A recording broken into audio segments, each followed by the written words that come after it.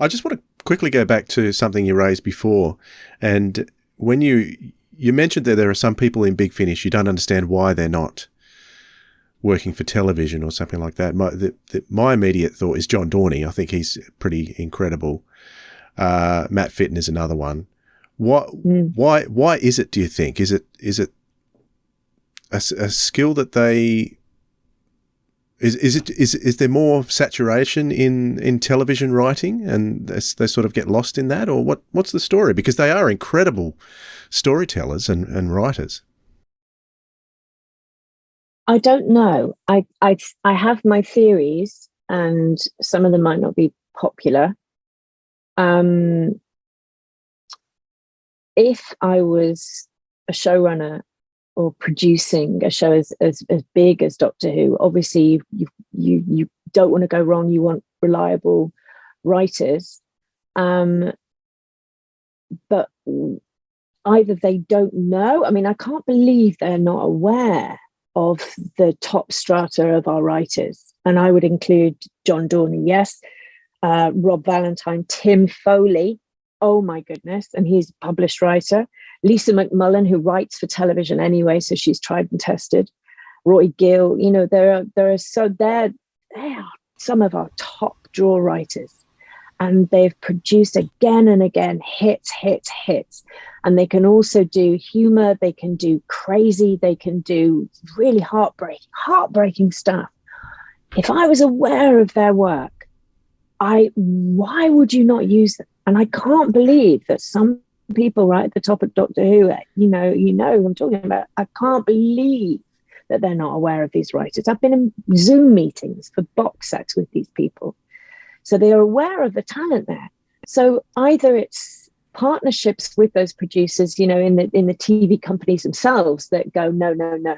I think there's a little bit of fan fiction snobbery. I'm sorry, but there is.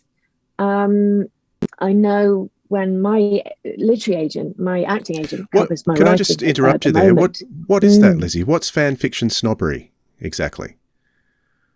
I may have invented it, but I don't think I have. But I do think there is a thing of, you write fan fiction. So it's not, Big Finish is a company that commissions writers and pays writers. There is also fan fiction that exists on the internet and used to exist before the internet, where people aren't paid. They just love writing and they love characters, and they want to write something that puts this character and that character together in a new situation because they want to keep it going. And wasn't Twilight that? Wasn't 50 Shades of Grey that? A version of Twilight? And Twilight was a version of something else? I don't know.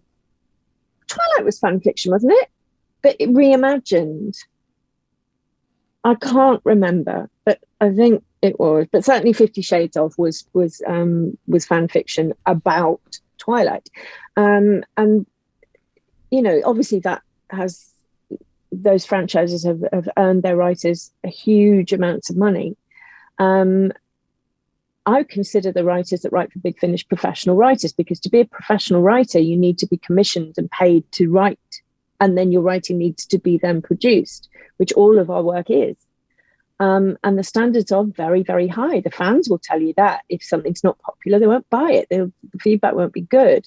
So there is a system. And some of the audios that Big Finish produces is better than anything you'll see on Netflix. It's just a different format. So I don't think audio is seen as maybe it's seen as a lesser form of artistic work, like they say, you've got a great face for radio, or, she's got a great career on radio. I hope that's not the case, because now with podcasts, audio format is becoming so huge and it's so freeing, and all actors, look at how many famous actors do voice work.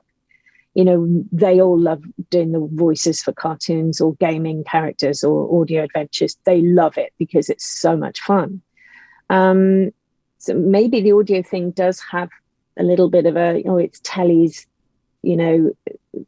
younger sister or sibling without the visual. I don't know if that's true. But the fan fiction thing is something different. And it's something I found there's a slight snobbery with certain literary agents. I know my literary agent before they retired wasn't so keen on me doing Big Finish because they considered it fan fiction. And that was when I first thought, and I never mentioned I used to write for Big Finish because I thought, that's fan fiction. And then you kind of go, hang on a minute, this is some of the most exciting work I've ever produced and the most brilliant work I've ever encountered from other people. So sort of, sorry, I'm not sure what your language allowances for Science of Audio, but I do get very angry when I think of it. And then when I tried to get a new literary agent, and I think of the stuff that I send them, I've been advised not to send some of the audio stuff or not to put it on my CV. And you think, well, this is really disappointing because I have learned so much about the writing process. I was so prolific during lockdown. I think I wrote one less than John Dorney, and it was pretty much one story, one audio a month. And he's one of the most prolific writers I know, and never loses his standards. He's prolific, but he's still brilliant. And how is that possible? How is he not being someone like that, not being snapped up by TV and film? I mean, the guy's a genius. People knows he exists, and there are many more. I'm hoping I'm wrong, and that the fan fiction snobbery isn't as big a thing as I think, but something's going on, because if I knew there was that much talent around, Big Finish will be losing a few writers. If I was in that position, I'd be plucking them out and going. And also the amount of, I've got box sets behind me from myself, but certainly from other Big Finish writers, and you just go, that story, why isn't that massive? Why isn't that, like the only one I can think of is Rob Shearman's Dalek. And that was changed. That was almost changed completely so that it was top of fame, wasn't it? I read recently, wasn't even.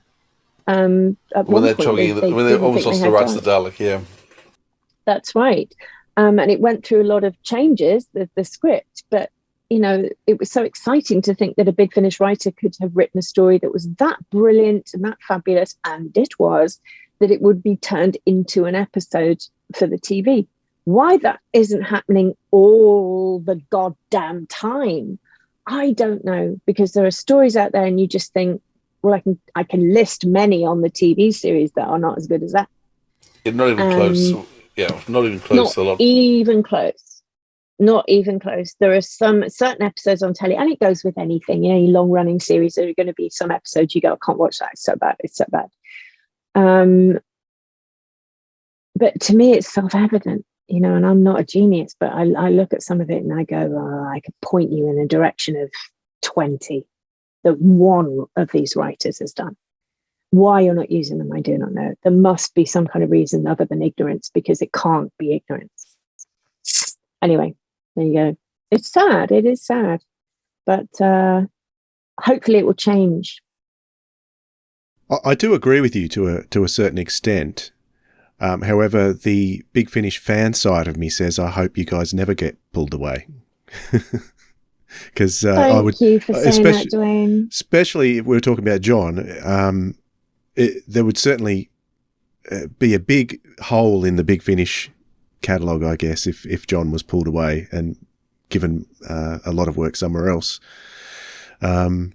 I know. So, I almost finished off by saying something like that myself. I would be doing a disservice to Big Finish if I suddenly tipped off. Well, we've probably got 10 years.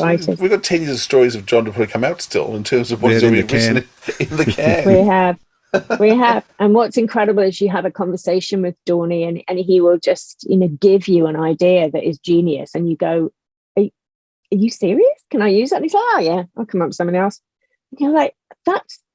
He's got such generosity of spirit as well. If I have a good idea, I will guard it with my life because I'll know I'll need it at some point. But he's so, it just oozes out of him. And you think he needs to be in everyone's writer's room because he's a problem solver. Matt Fitton, problem solver. How is Matt Fitton not earning billions in some writer's room in LA or whatever? Not that he probably is quite happy in Oxford.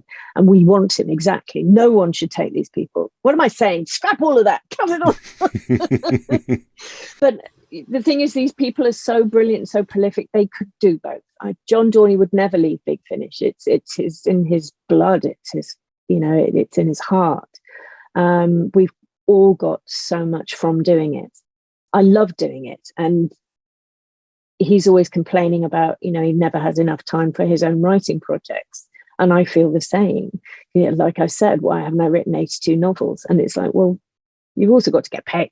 Big Finish pays us. But also we really love doing it. So why would you stop? If you enjoyed what you heard in this clip from the Sirens of Audio podcast, be sure to subscribe and click that notification bell so you never miss out on another episode from us. And if you want to find out more about us, including our back catalogue of episodes, you can head over to sirensofaudio.com.